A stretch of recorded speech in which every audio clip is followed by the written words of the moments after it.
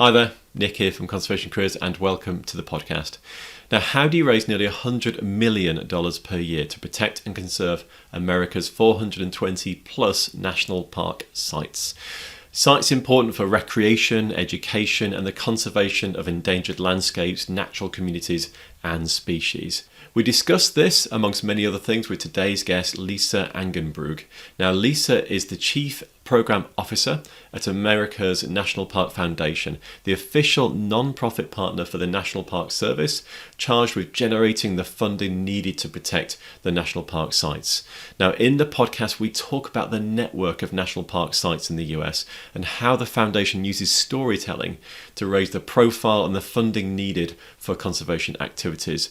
We also discuss the diversity of jobs and roles within the conservation sector and what it means to be a Chief Program Officer. Lise also shares her career path along with her advice for people like you who might be seeking to follow in her footsteps. It's a wildlife funding and national park storytelling pod chat. Enjoy.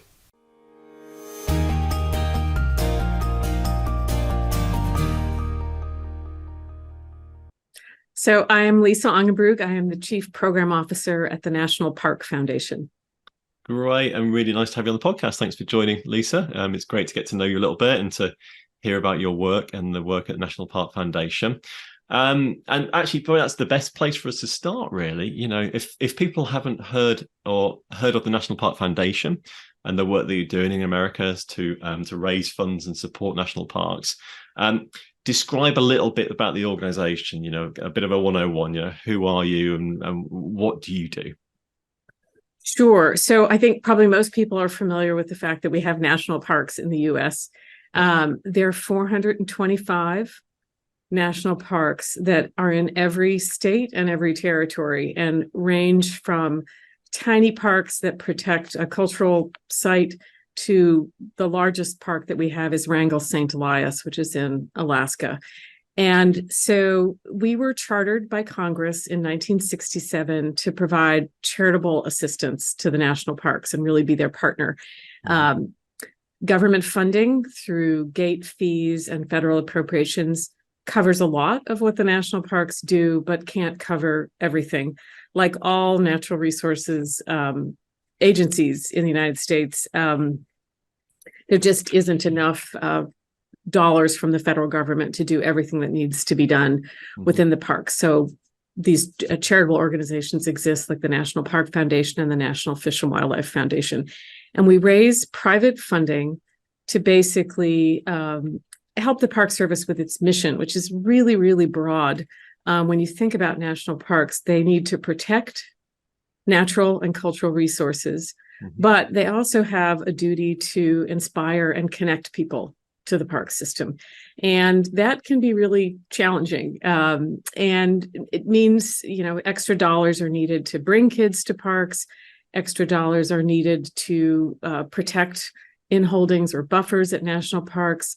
Extra dollars are needed to work on climate resiliency, restore wetlands, provide service corps.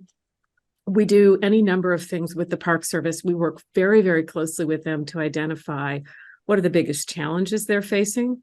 And the biggest challenges I think the park system really is facing right now, no surprise, is climate resiliency. How do you make the parks more climate resilient?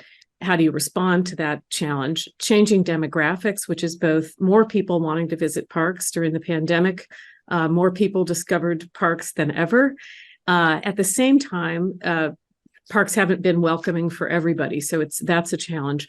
And then the third challenge is really around how do you harness technology to make the park, both the management of the park system and management of visitor services and the visitors experience better. So we do any number of things from bringing fourth graders to national parks to helping all women veteran corps restore coral reefs through scuba diving. So it can be anything.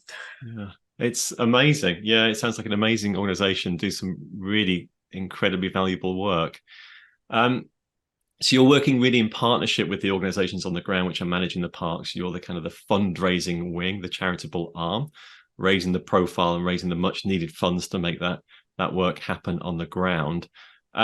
What is the kind of status like of these 420 so national parks? Are they all in a good state from a wildlife preservation perspective, or are funds really needed to kind of raise the standards?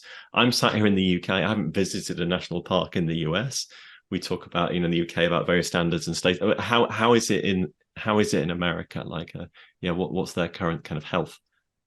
We're the Park Service is challenged to protect both native species, keep invasive species out, and at the same time protect threatened and endangered species, whether that's an iconic species like the figurine in the background for me, which is the American bison, which is really an incredible species that used to cover the entirety of North America, to much smaller species, wetland species, fish species. There's never been enough money to fulfill the infrastructure needs at parks, and there's certainly never been enough money for all the work that is needed to protect wildlife and natural habitats and create resilient ecosystems. And it's even more challenging with a changing climate. Yeah. If you think about what you might have seen in the paper within the last few summers, a real challenge for the parks right now is catastrophic wildfire has been a problem in places like Yosemite and other Western parks. So it's different challenges. And then we've got a lot of ocean and wetland parks where water quality, the amount of water that's available, and then also bleaching of coral reefs and issues with coral reefs. So it's really challenging now for the national park system. Huge threats, yeah, huge issues that you're tackling, yeah. I was reading on your website just before our chat that last year, 2022, you raised or granted nearly $95 million into the national park system. And that's something to be enormously proud of. It's a huge achievement. How do you go about raising those sorts of orders of funding? Where do you kind of source those funds from, and how do you source them? I'm assuming it's a mixed funding stream model. There's donors in other ways, but explain it to us. How do you raise nearly $100 million for protection? Absolutely. The smallest portion that we get, but we are happy to have it because we leverage it 3 to 4 times. We receive about $10 million, and this has been very recent from the federal government, specifically as a way to encourage private philanthropy to match their dollars. So that's the smallest portion. The largest portion of our dollars really comes from individual donors. And then we have corporate donors, which is probably the second group, and foundations.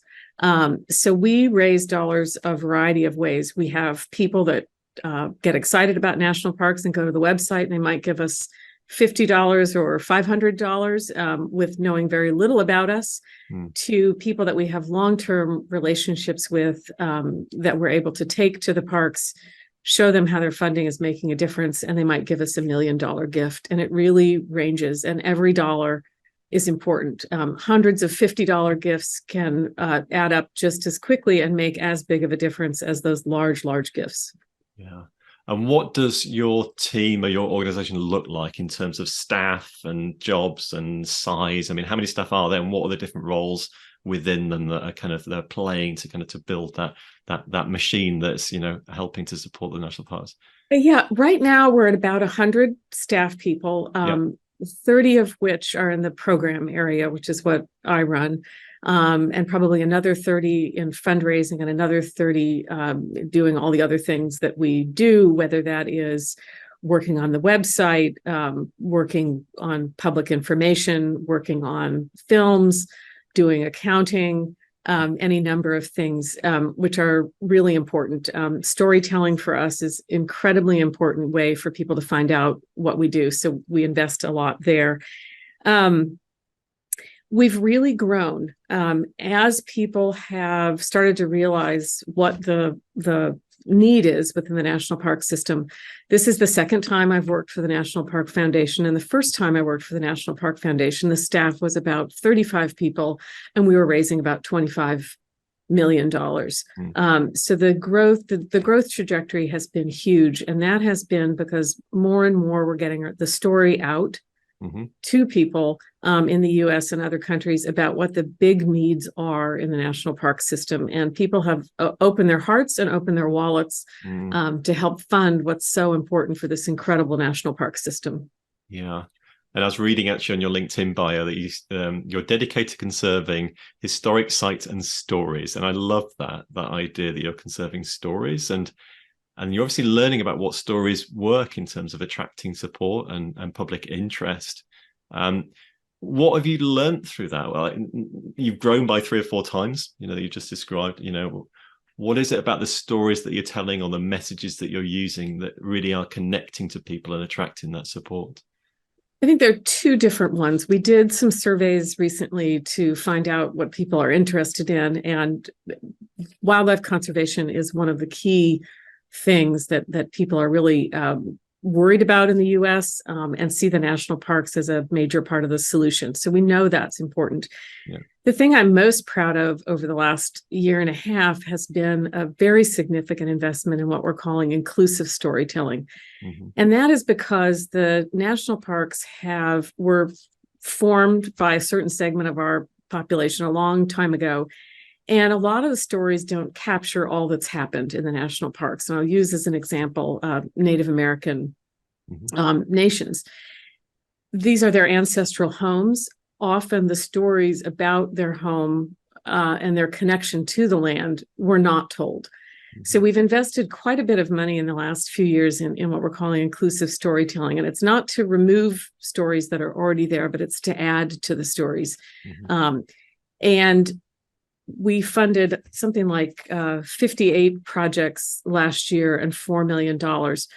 The reason that's important is we didn't know what we were going to get. So this was something the Park Service came to us and said, we know we are not telling a complete story. We'd like to give the parks an opportunity to find stories, to find communities to help tell those stories. So we put out a request for proposals to all the parks. Had no idea what we were going to get. We got $9 million in requests for $2 million in funding. We were really lucky that we went back to the board and said, look, the desire for this storytelling is off the charts, and they doubled the funding and were able to do that. And the stories range from stories about relationships with wildlife to stories about people that worked in the parks, stories about people that lived around the parks, really range all over the map. So storytelling is incredibly important. It's how people see themselves in the parks.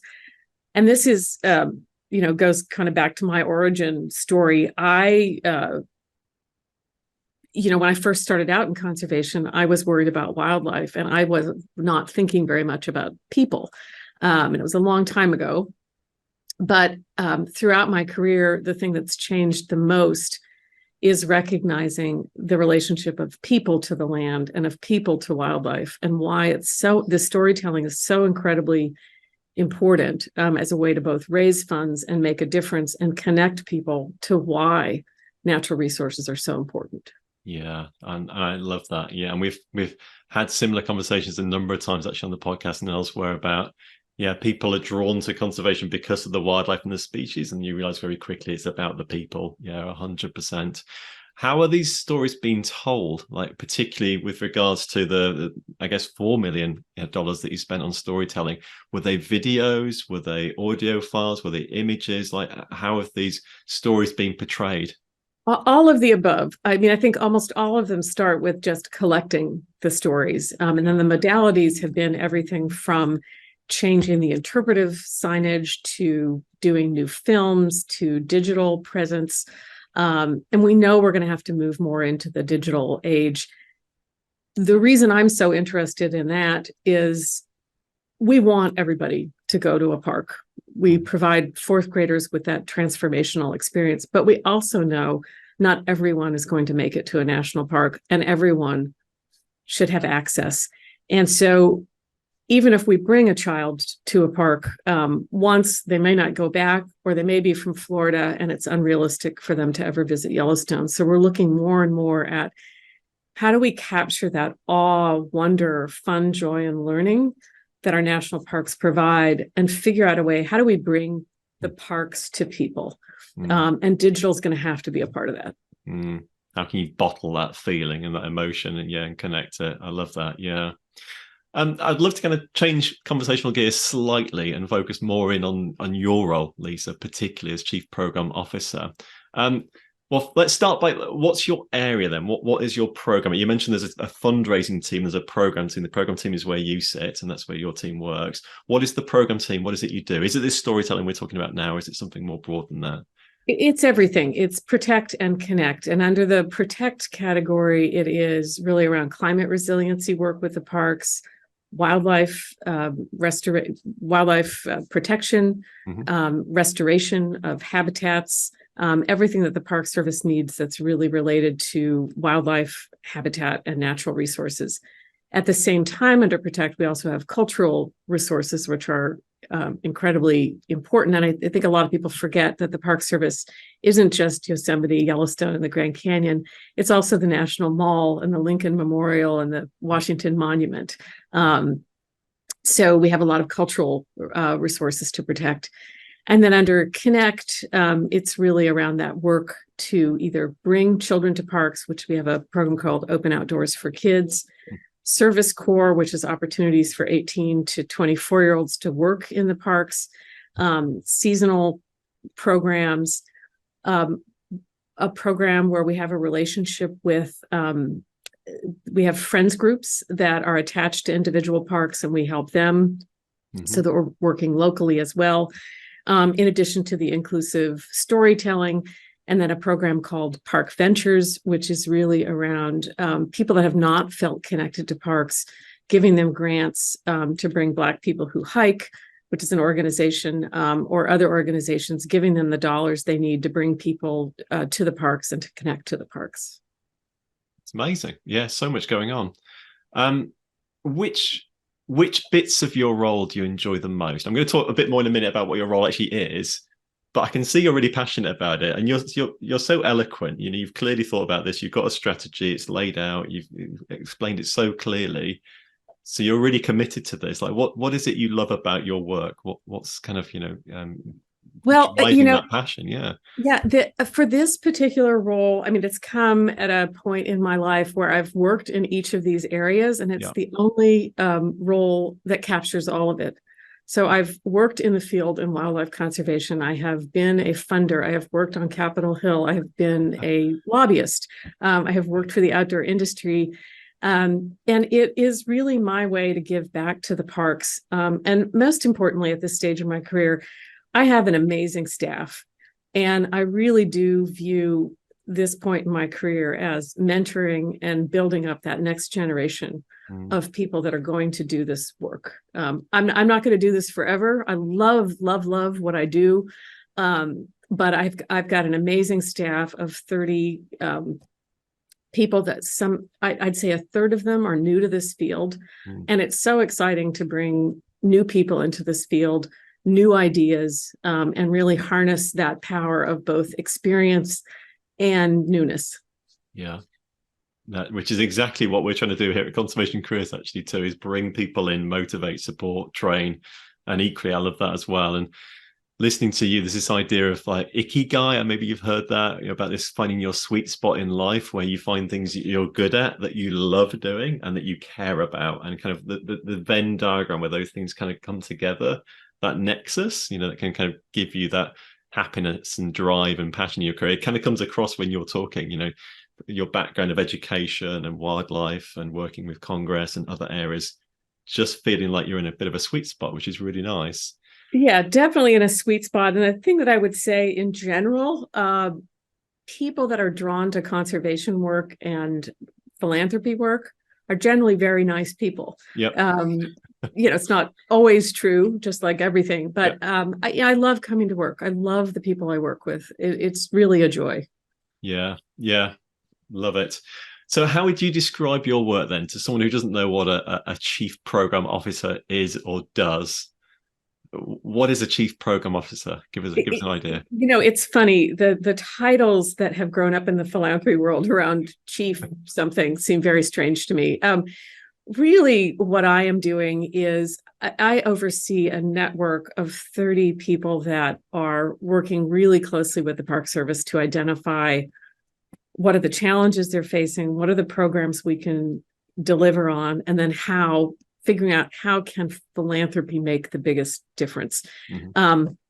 But my job is to work with them to make sure we're delivering impact for the parks, but it's also to work with the philanthropy team and make sure I'm translating for them what the needs are. And, this is where I think this having a conservation background really helps. Is it's probably not as attractive to a donor, no matter what you want to think, when you're talking about recovering a mussel species or a squirrel or some small species. But if you can reframe that and talk about it in a way that they understand why this small project is laddering up to protecting an entire ecosystem or a network of parks, it becomes very attractive to them. So a big part of what we do is deliver impact for the parks, but also figure out how can we take what the park needs and frame it in a way that donors are going to be attracted to that work. Yeah.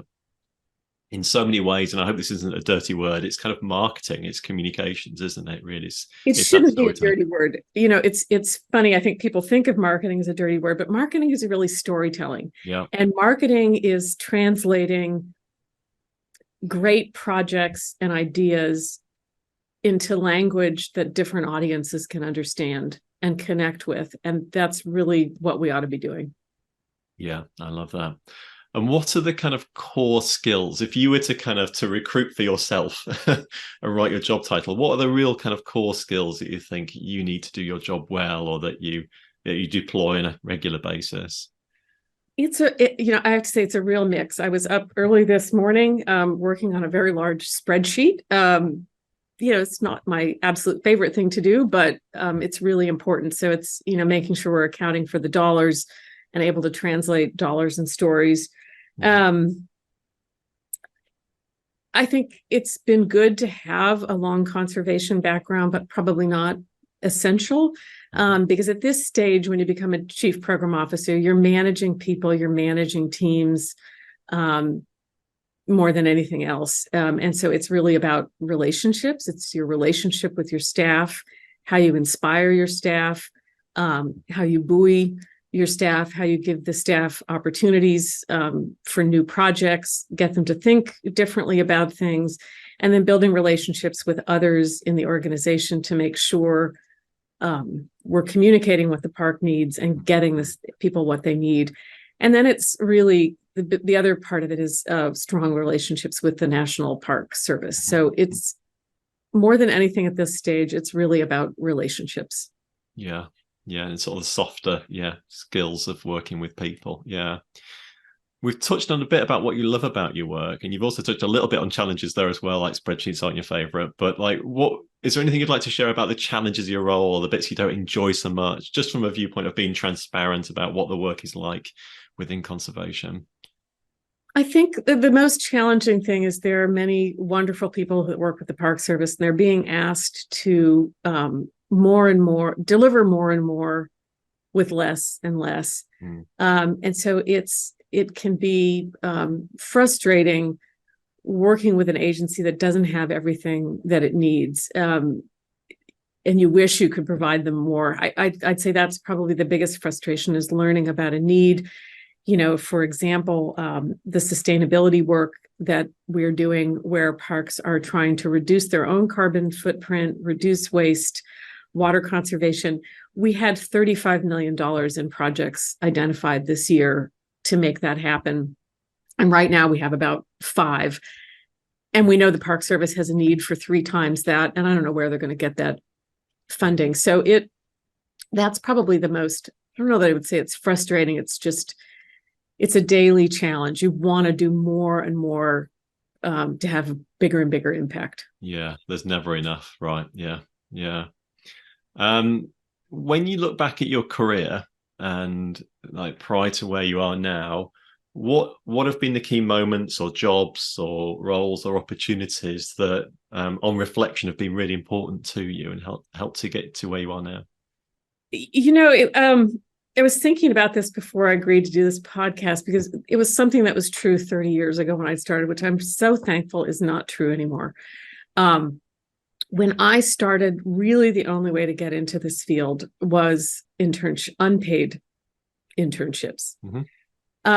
And, I am so glad now I never have to offer something like that to somebody, because it's just wrong. It's unpaid labor. And I'm glad the nonprofit world is moving away from that, and the federal government is moving away from that, because it's but it was true for me. I had to be willing to take a huge leap of faith to get into this career and work two jobs for the whole beginning of my career, except for when I was in the field. I worked for free in Kenya in Masai Mara National Park. I feel incredibly blessed that I was able to do that, but I'd had to work at a barbecue restaurant to save up the money to be able to go and do that work, because it was unpaid. And then the first job I had on Capitol Hill, and the first job that I had with a nonprofit in Washington, D.C., I worked as a waitress at night to be able to afford to stay in this field. And so I'm just glad. I really want to comment on that, because I'm just glad that's gone. I think it's probably still true in some nonprofits, but I just really hope that changes. But what I learned from that was really being willing to be flexible and take a leap of faith. And the how I wound up working in Kenya, I had not gone originally thinking that I was going to be doing wildlife research, even though I had a background in that. I was supposed to be going and working for another organization. I got there, that fell through. I'd gone all that way. And so it was just talking to everybody that I could about what were potential opportunities, and that I was willing to do anything to stay and work there. So you've gone out for work experience, just to understand the context, right? Yeah. Yeah. So, the advice that I would give people is, if you're really passionate about this and you want to get into this field, we have a saying here at the National Park Foundation. I think it's true when you're starting out careers: find a way and don't give up if this is something that you really want to do. And it really is talking to a lot of people, building relationships, and being willing to do lots of different kinds of jobs. The example I would give you is the reason I got brought onto the wildlife project. I was not the best biology student. I had taken classes. I had gone over to work for the UN Development Program. That project fell through. There was a wildlife research project happening. I had no field experience. They actually hired me initially because I had computer background, and they wanted to be able to log in the research into a computer. Well, I got out in the field, got into the program. The computers didn't work, wasn't anything to do. And I said, well, just put me to work doing, I'm sure I can learn. Put me to work doing research. And, not the most interesting thing in the world to sit in a truck for 24 hours and write down animal behavior every 15 minutes. But it was the experience of a lifetime and changed my entire trajectory. It's what got me into the conservation field. I just had to be open to whatever the experience was going to be and make the best of it. Yeah, and that's exactly what you've done. Yeah, so interesting. We were talking just before, actually. I was sort of saying, is there anything you'd like to touch on while we're chatting? And you mentioned you'd like to talk about that, the diversity of roles within it. I think that sort of feeds into this conversation about kind of career paths and how you found your way and how you carved your way out, actually, as you've gone.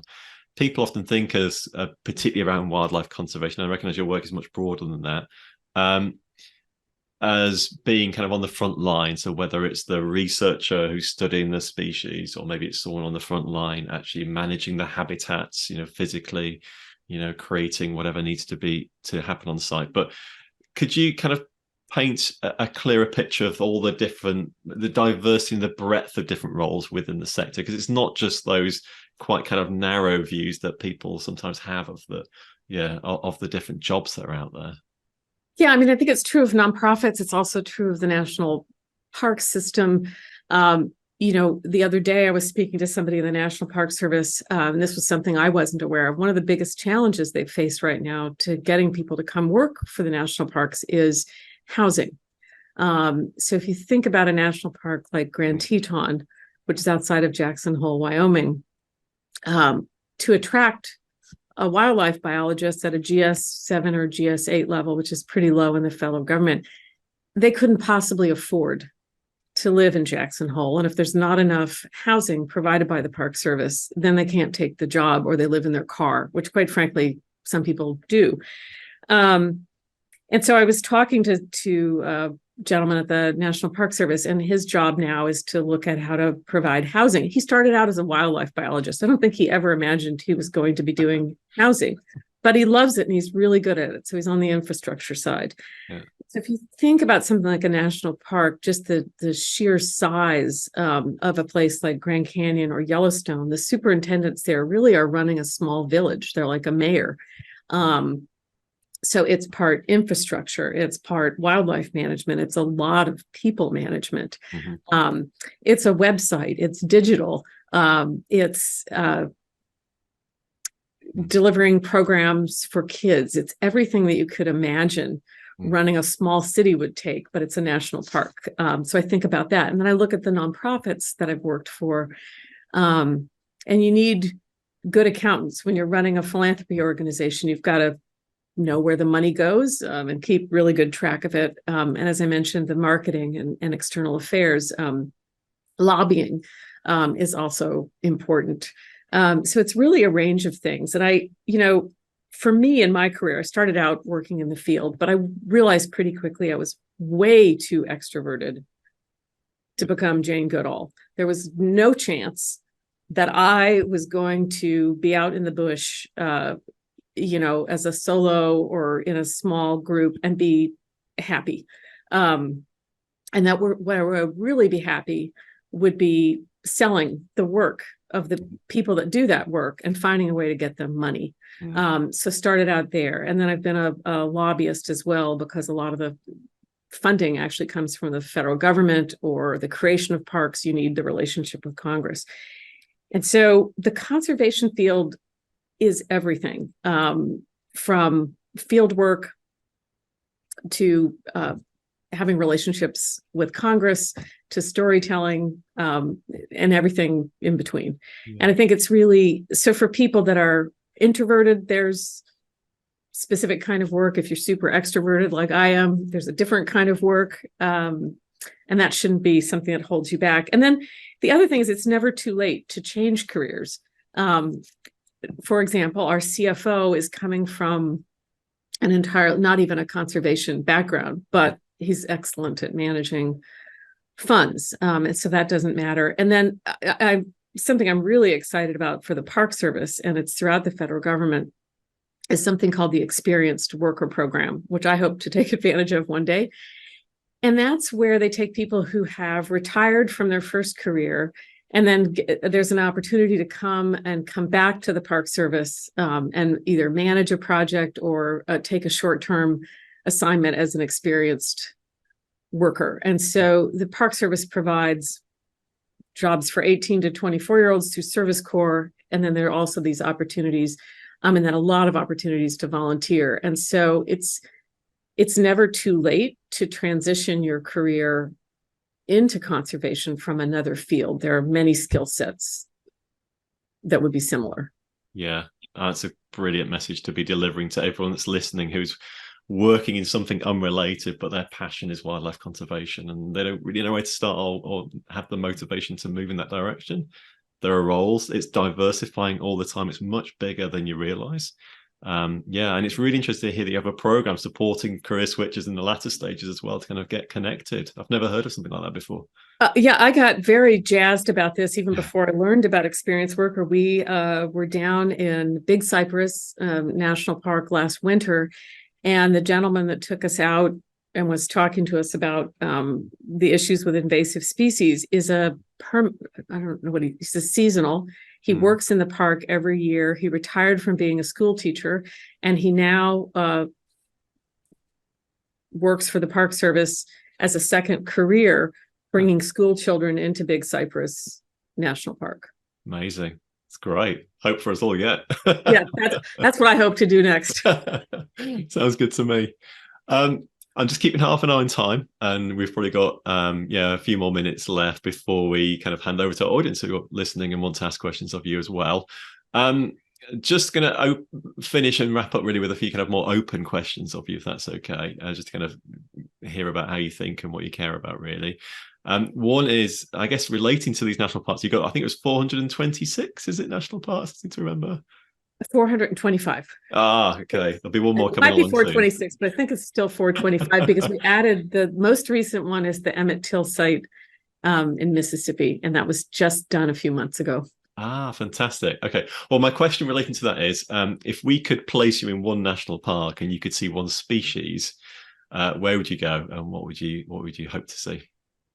Well, I'm really partial to the American bison, and being able to see in Yellowstone or Glacier to see herds of this large ungulate species that used to be all over the US, and is in a much more limited range now. To be able to see that is just an incredible experience. Yeah, that sounds wonderful. Yeah, it does. It takes me back in my mind to hundreds of years ago, and there must have been huge herds of them kind of charging around and headbutting each other. Yeah. You mentioned you worked on Capitol Hill, and you mentioned lobbying a few times in the chat too. And I wondered if you were in a lift or an elevator, sorry, and President Biden was there too. You were stood beside him. You got a minute or so, however long the list has. What would you say to him to make him care about wildlife? I don't know if he does or he doesn't. I'm not making any comment on that.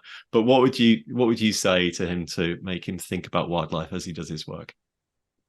Well, people care about it for two reasons, and you have to cover both because you don't know where people are. Is they either have a deep connection to the idea of having native species like the buffalo or bison in the United States, or they care about the economics. And data came out last week, and this is what I used to lobby on for the outdoor industry, is the outdoors provides $1 trillion in economic impact in the United States. And it's growing at a rate faster than the gross domestic product. And it is entirely dependent on the protection of public lands.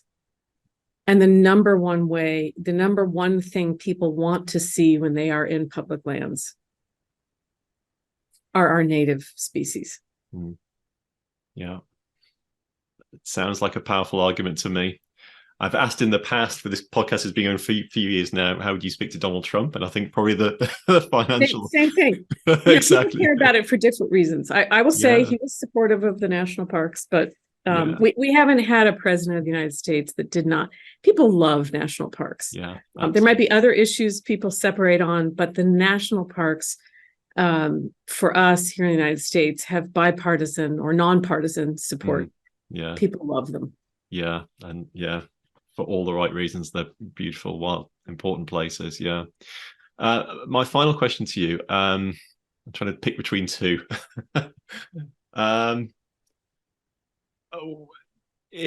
Okay. So if we look at wildlife around the globe, it's full of passionate people working in conservation. We're motivated, we're optimistic, we're hopeful, we're doing our best.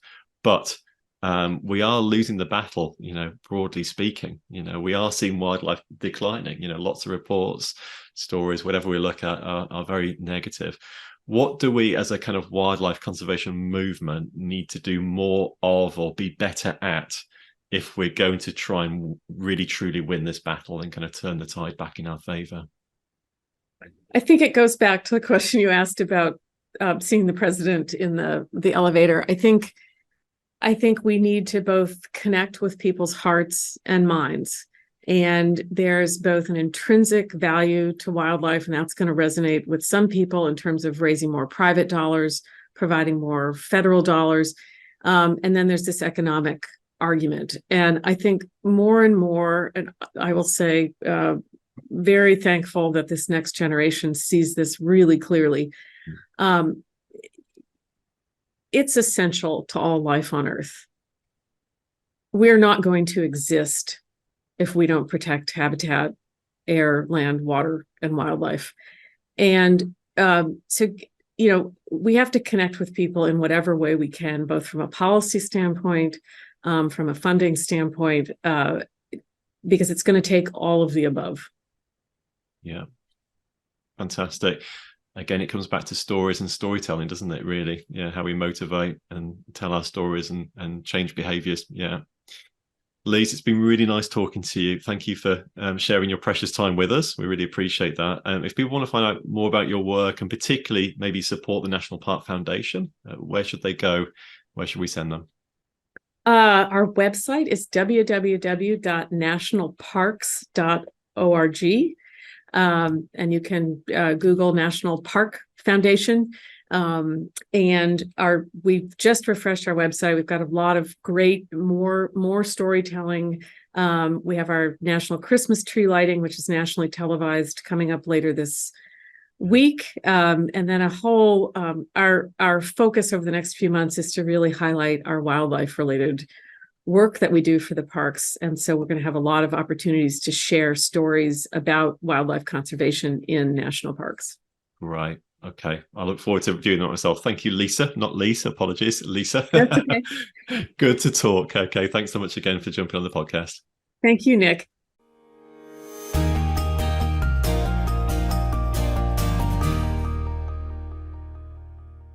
Okay, I hope you enjoyed that, everyone. If you did, then please do hit the subscribe button to get notified of new episodes as they drop. And also, please give us a rating or a review because it really helps us to get in front of more people, and we really enjoy reading them all. As you'll have heard, our podcasts are now recorded in front of a live audience who sit in and listen to the chat, and then after the mics are turned off, they get a chance to talk to the host, to share their thoughts, and also to ask questions. It's a really great format. If you'd like to be in the audience, all you need to do is join the Conservation Careers Academy. Now, in the Conservation Careers Academy, you'll get full access to the world's biggest conservation job board, listing over 15,000 jobs, volunteer and internships across the globe each year. You'll also enjoy access to our amazing CC Pro private members community with regular events, networking and support. Plus, you'll get full access to our growing library of career-boosting resources, guides and templates. And best of all, it only costs a few dollars, euros or pounds per month to join the Academy. Now, to find out more, please visit conservation-careers.com/academy or simply click the join button at the top of our website. See you on the inside.